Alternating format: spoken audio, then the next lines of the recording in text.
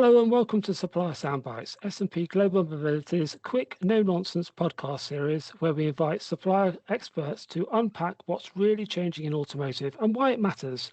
One topic, one clear takeaway in under 5 minutes. Today, we're delighted to be joined by Dr. Moritz Neukirchner, Senior Director, Head of Cross-Portfolio Growth and Strategic Alliances for Elektrobit.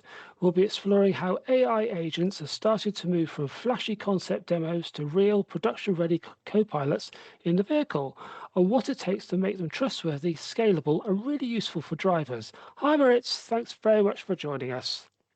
Thank you for having me. You're very welcome.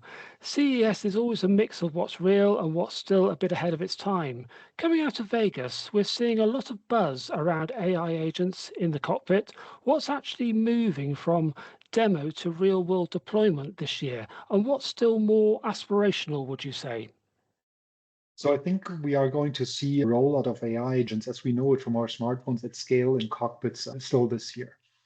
What I think will still take like 1-2 more years is probably the access to actual vehicle data and functions. So when you want to establish more complicated tasks that an AI agent should do, to actually operate these and access vehicle data and functions, this is probably a bit more out right now. That's great. Thank you very much. I just wonder, building on that, what architectural and trust decisions around privacy, on-device versus cloud inference, and compute constraints will ultimately determine which of these AI co-pilots actually make it into production vehicles? What do you think? I would say it's probably up to regions and legislation. So when we look at the legislation, how it differs between Europe and China and the US, there's going to be differences in there. In my point of view, edge AI, so actually AI inference within the vehicle, is going to be one essential building block for a regulatory perspective, but also from a perspective of keeping data rates and data upload volumes into the cloud in a tractable frame.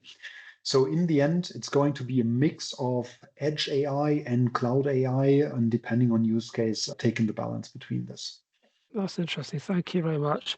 Just before we close, is there one idea or insight you'd want our listeners to remember? I think AI agents are the user interface of the future for SDVs.